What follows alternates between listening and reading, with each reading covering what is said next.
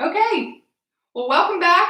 We're doing dressings and marinades today. I'm going to do two different recipes, but I wanted to talk a little bit first about kind of the basics of a dressing, a homemade dressing. So why would we want to make our own dressings at home? One, it's cheaper.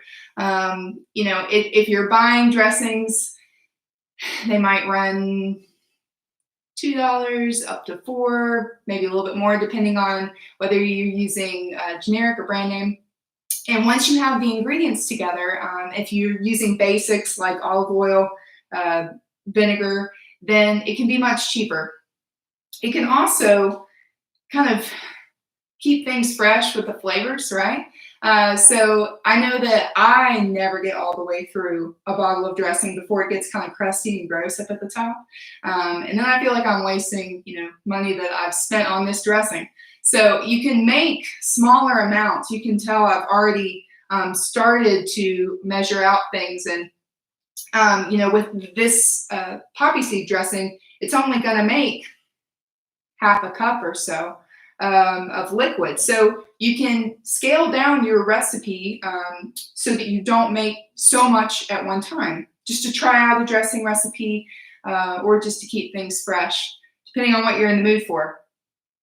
And the last reason that making your dressings at home is a good idea is health.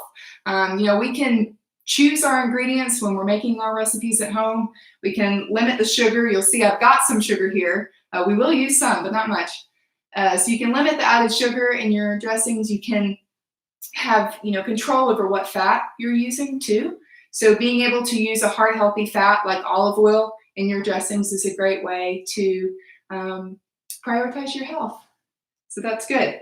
The rule of thumb with dressings is 3 main ingredients. Okay, so we've got our acid, which most of what I've got here, actually all of my examples of acid today are vinegars, but you could also use things like citrus juice, lemon juice, lime juice. So acid plus oil, and we're going to use olive oil because, of course, olive oil. But it could really be any oil that you've got. And then seasonings. So whatever seasonings you want to add to make these dressings taste unique and fit your family's flavor preferences, that's fine. So that's pretty much it. It's really that simple. I could stop the video now, but we're going to make these two dressings, and y'all let me know what you think. So I've got, and I've already put them in the comments, the strawberry, well, I say strawberry, it goes well with strawberry salads, but this is a poppy seed dressing that comes from a spinach and strawberry salad recipe that Extension has developed. This one's pretty simple. It's slightly more complicated than this guy over here, but this is about as complicated as our Extension recipes get. So we need a 1/4 cup of olive oil. And keep in mind, when you're doing measurements, liquid measure is a little bit different than dry measure. So you do want to use a liquid measuring cup. Do a 1/4 of a cup of this. Okay. And you can see there's some liquid already in here. That's my white wine vinegar. So I went ahead and put that in there so you don't have to watch me measure every single tiny thing. So we'll put our oil in there. And you probably can't see from where you are, but it's pretty much separating as soon as I add it. Now, when we come over here and use Dijon mustard, you'll see that it does a lot better job of staying in suspension with that Dijon. That's a little, we talked about that last week, but you're seeing it in action today. So that's our vinegar plus oil. And then we're going to add some sugar. Now, the recipe, the original recipe, I modified it a little bit to put it in the comments. The original recipe calls for 2 tablespoons of sugar here. I don't think that's necessary. I think it's sweet enough with just 1. And actually, I've done kind of a scant, you can't really see too well, but I've done sort of a scant tablespoon, so just under full. And if you wanted to, you could back off even more. I've had somebody tell me that they made it without the sugar and they thought it was fine. It'd certainly be tart. But if you've got it going over something like strawberries that are naturally so sweet, you might not miss it at all. So we're doing 1 tablespoon of sugar. We've got 1/8 of a teaspoon of paprika. Now, if you don't like paprika, that's okay. You don't have to use paprika. But it adds a nice color to it. There's our paprika. And then 2 teaspoons of poppy seeds. Because what would poppyseed dressing be without poppy seeds? We're going to dig in and get another teaspoon of that. Okay. And you'll notice I haven't hidden my labels today. I think it's okay as long as I'm not trying to, make money off of these videos, which we're not. So those are our poppy seeds. In full disclosure, I don't have any sesame seeds. So this recipe calls for sesame seeds as well. I don't have any sesame seeds with me, but I thought it might be fun to add some flax. We talked about it last week. Flaxseed, if you remember, is like walnuts, and that it has these omega-3 fatty acids, which are really, really, really good for us. And so, actually, I've got a tablespoon measure in here. We're going to add, in lieu of sesame seeds, 1 tablespoon of ground flax. Now you can buy it unground, whole, unground. It's the end of the day. You can buy it whole, or you can buy it ground. It's a little hard on our digestive system to break it down and really use it to the best of its ability if it's whole. So you can just buy it ground, or you can grind it yourself. That works too. So I've got all my ingredients, and you may be wondering why I've put it in a mason jar. And that's just because you can get a good seal on the lid and shake it up real good. If you've got a kid working with you in the kitchen, this would be the job for them. Shake that dressing. Shake it up real good. Okay. And here we have, it's kind of an interesting color. I'll bring it up so you can see it. Our poppyseed dressing. Yay! All right. So when those local strawberries come in, you can make a salad with your poppyseed dressing. Okay. Over here in this corner, we have a sherry Dijon vinaigrette. Now, if you've been in my Meds classes before, you might have made this with me. This is one of my favorites, and I like using it because I like showing how the Dijon really makes a difference in holding that oil and vinegar together. So I've gone ahead and put some vinegar in here. You'll notice if you have really sharp eyes and you can see all these details up here, I don't have sherry vinegar. I have not had success finding sherry vinegar in stores. And so you can use vinegars as alternates, which, by the way, I do this a lot. If you're feeling like you have to follow recipes to the T, don't. They are suggestions. They are not rules. It is okay to make it what you want.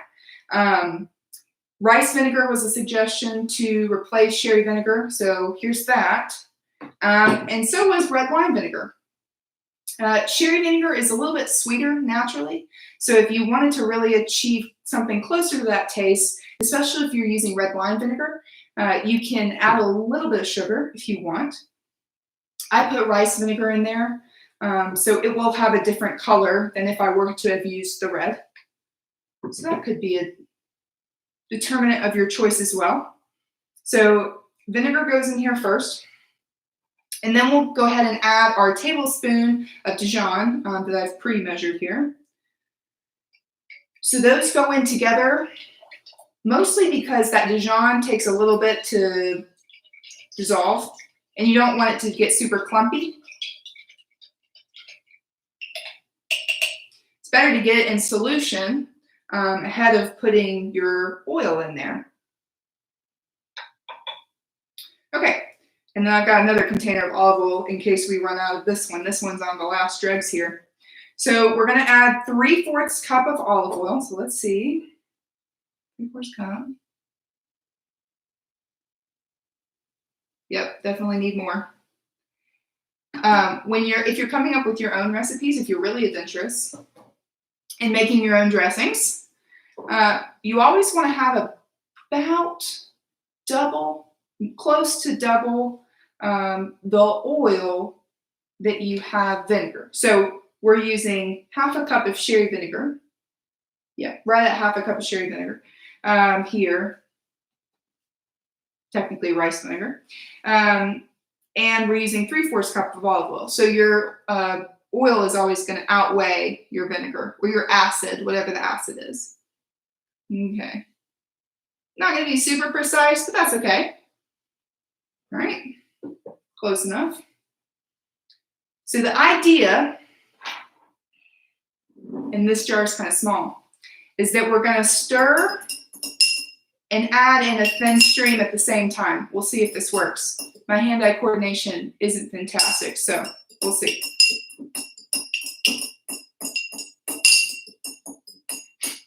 A little clunky. I have broken a mason jar before trying to do this. Not this exact thing, but clanking a piece of metal against it. So I'm trying to be gentle. Close enough. And again, the nice thing about these mason jars, if you make a dressing in a mason jar, is that you can throw that lid on there, give it a good shake, and it's good to go. While I'm shaking this, whenever you make something from scratch, like this dressing, you always want to label things to remind yourself, when did I make this, you know? So I would put a label on this, like a piece of tape maybe, that would say, you know, today's date is the 9th, so 4/9, made 4/9.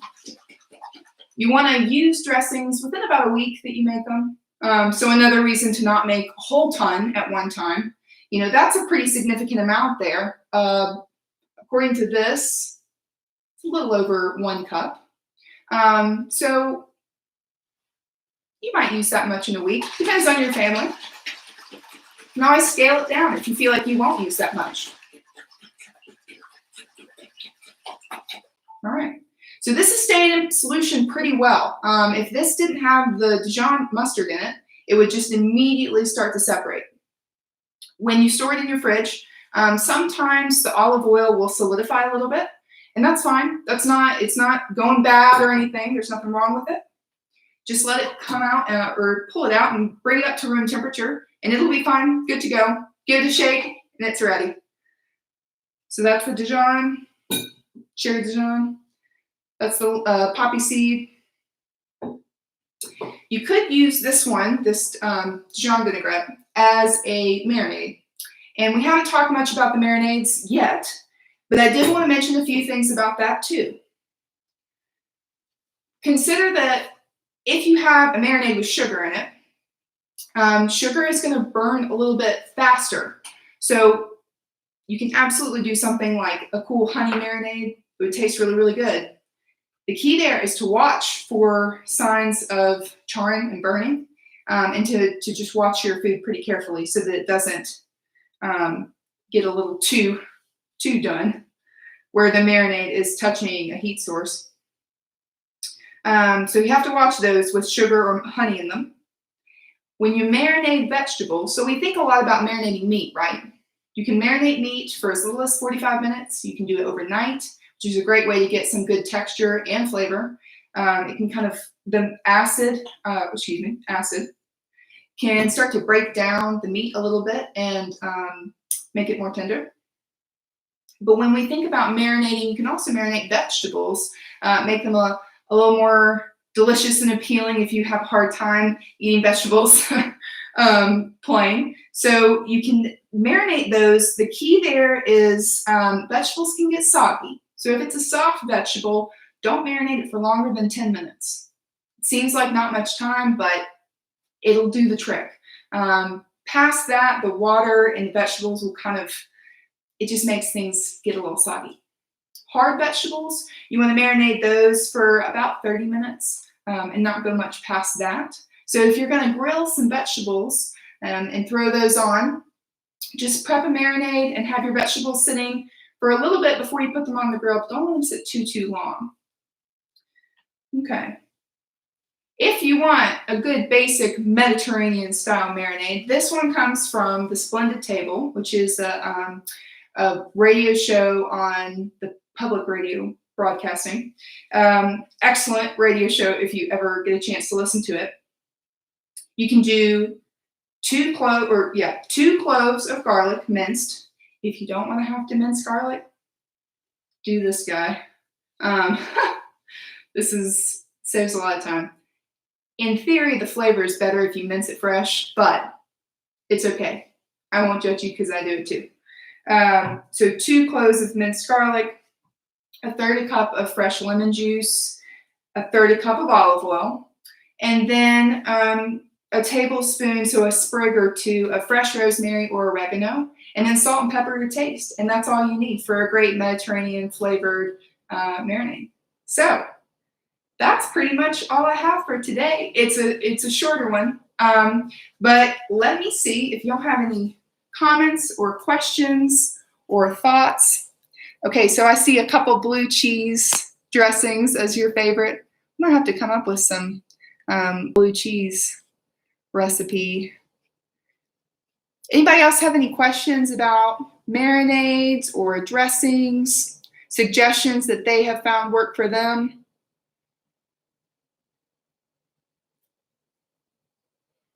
Okay. Well, if not, hope you all have a wonderful Easter weekend. And, ground sesame seeds. Jim, you use ground sesame seeds. That works too, yeah. The sesame seeds, that's something to consider. If you've got someone in your life who has a little bit of digestive issues, you may not want to make dressings with seeds and whole nuts or things in them because it can be a little hard to digest. So something to consider. Something to consider. Okay. Well, y'all have a wonderful weekend. And we'll be back here again next week, next Thursday. Haven't decided what we'll do yet. If you have suggestions, throw them in the comments. Let me know. This video will be up in a few minutes so that you can share it if you want to with others. And that's pretty much it. Have a good one, guys.